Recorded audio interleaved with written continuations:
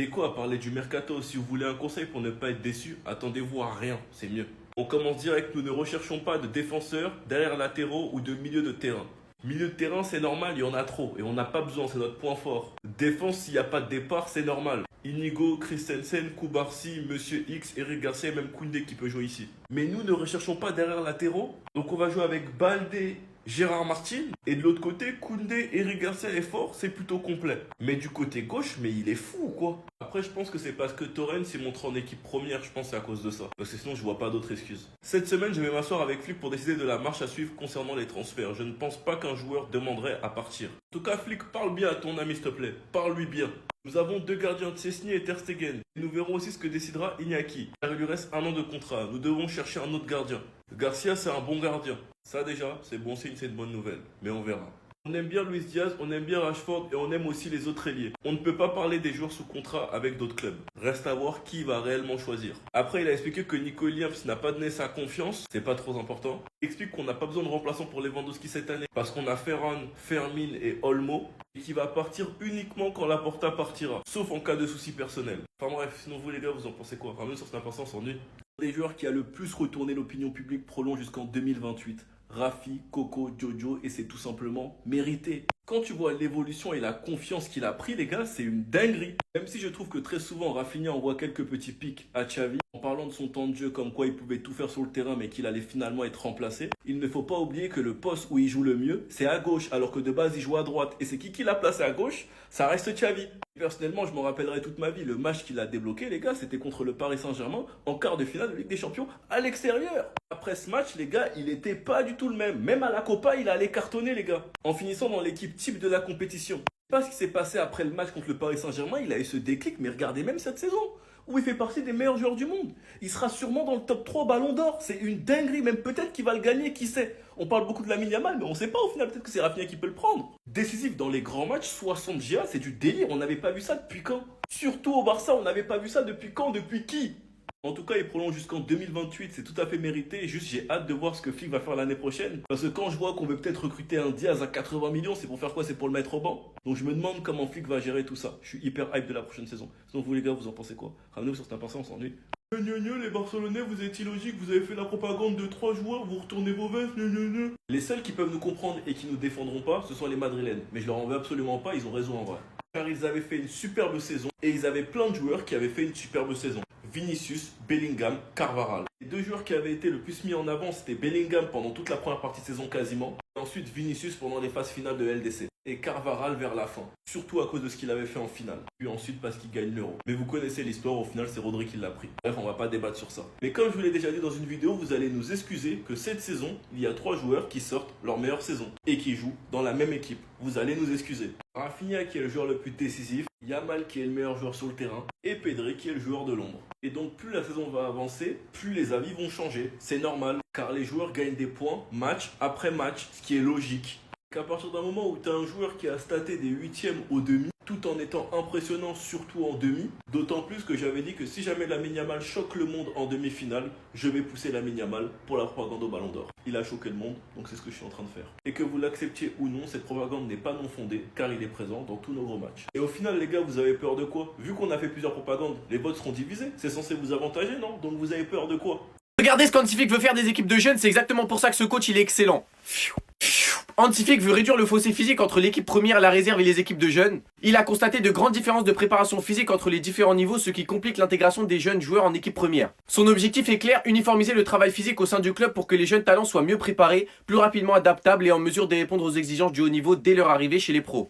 Un autre entraîneur, il aurait très bien pu se dire qu'il n'a pas besoin de l'équipe réserve, qu'il a déjà son équipe première. En plus, on sait qu'Hansi Flick a demandé des renforts pour le mercato estival. Mais non, lui, il voit qu'il y a un fossé, il va faire en sorte d'améliorer ça pour faciliter les jeunes, et ça montre sa volonté de s'appuyer sur les jeunes joueurs. J'avoue par contre sur ça, je suis pas trop d'accord avec lui. Luis Diaz c'est la priorité du FC Barcelone cet été. Hansi Flick a approuvé sa signature, le prix de vente du Colombien sera d'environ 85 millions d'euros. Bon, je pense que tous les Barcelonais sont unanimes, il est pas régulier, il est trop cher, c'est le plus vieux des choix qui nous ont été proposés. Quand on sait qu'on peut faire Nico Williams, qu'on peut faire Ademola Lookman, je pense que ça aurait été mieux pour nous.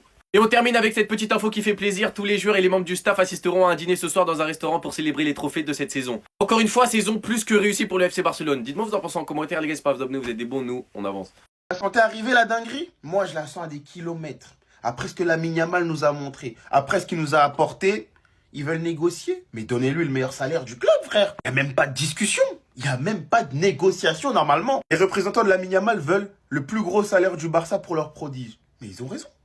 Ils ont raison. Robert, t'as fait ton temps, frère. Laisse ton salaire au gamin. Tu pars dans une année, même cette année, ça trouve t'es pas là. 26 millions, c'est quoi pour Lamine? Franchement, j'ai besoin de vous rappeler qu'il va prendre le numéro 10. Et dans ces cas-là, les maillots qu'il va faire vendre.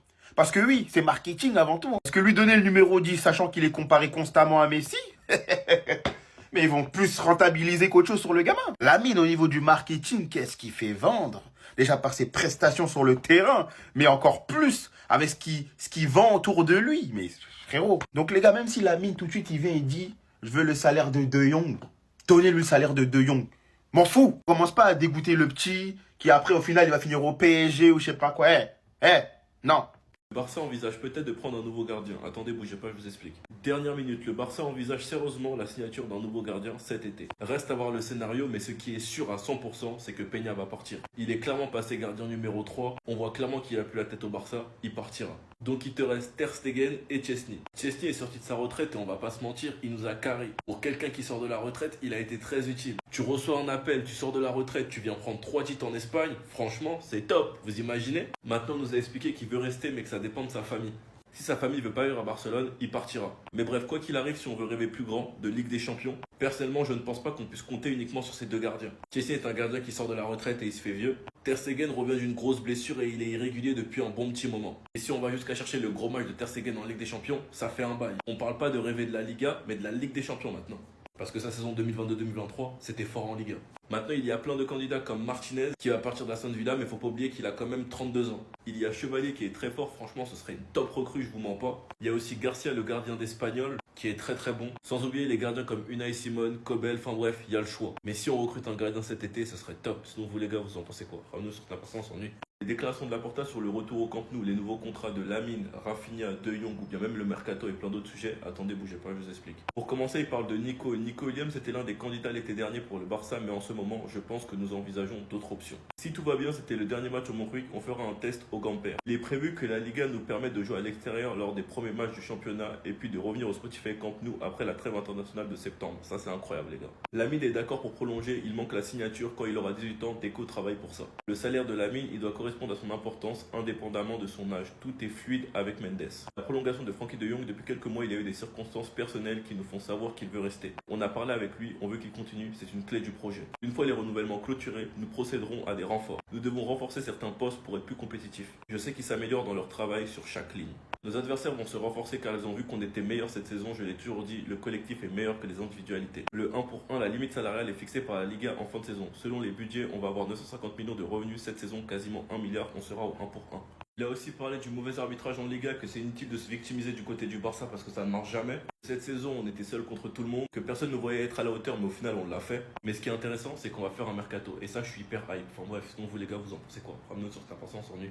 Attendez, les nouvelles informations choquantes, chaudes, pour le mercato du FC Barcelone viennent de tomber. Bougez pas, je vous explique tout. On commence par une grosse nouvelle, puisqu'il y a 6 joueurs qui pourraient quitter le Barça cet été. Ansu Fati, Ronald Araujo, Fermin Lopez, même si j'y crois pas, Christensen, Eric Garcia, même si j'y crois pas non plus, et Pablo Torre. Le Barça voulait un latéral droit polyvalent cet été, avec les performances que nous a pondu Eric Garcia ces derniers matchs. Finalement le Barça ne souhaite plus recruter un latéral droit. Je pense que c'est ça la raison pourquoi on n'a pas recruté Frimpong, qui est parti à Liverpool. De l'autre côté, Manchester City envisage de recruter Olmo. C'est un plan B au cas où si le plan Florian Fritz ne s'effectue pas. Est-ce qu'à votre avis, c'est mieux de laisser Dani Olmo partir, sachant que c'est un joueur qui se blesse beaucoup? Une grosse nouvelle aussi, puisque Chesney devra dire sa décision au FC Barcelone s'il veut continuer au Barça ou quitter le club pour aller à la retraite. Voici l'équipe type de la Liga. On sait tous que le Barça doit recruter un neuf pour remplacer Lewandowski, sachant qu'il a 37 ans, à un moment donné il pourra pas performer toute la saison. Moi j'ai une proposition au Barça, c'est d'aller recruter Julián Alvarez. C'est un joueur sous-côté qui sait se placer autant que neuf, autant qu'un ailier droit, un ailier gauche. C'est un joueur polyvalent. Mais bref,